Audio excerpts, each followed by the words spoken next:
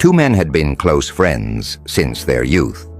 They grew up together, shared simple dreams, and supported each other through the early stages of life.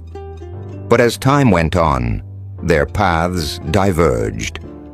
One of them rose to wealth and success, living in luxury and prestige.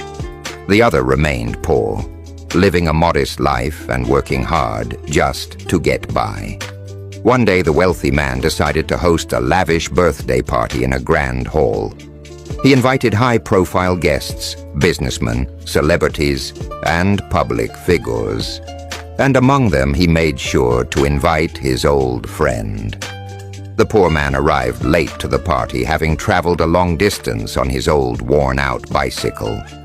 At the entrance, the security guards were surprised by his appearance. His simple clothes and tired look stood in sharp contrast to the elegance of the event. They doubted he belonged there, but after he showed his invitation, they let him in. As he entered the glamorous hall, the music softened and all eyes turned to him. His presence stood out, and people began to whisper. Sensing the discomfort, the host stepped forward, smiled warmly, and said, "Ladies and gentlemen, this is my childhood friend. I am honored to have him here tonight." The poor man smiled, touched by the gesture, but the crowd's reaction quickly turned the moment bitter. Laughter and subtle mockery echoed in the room. Some couldn't believe the host would associate with someone who looked so out of place. Quietly, the poor man found an empty seat at a table surrounded by businessmen, but no one spoke to him or even acknowledged him. Later that evening, guests began presenting their birthday gifts.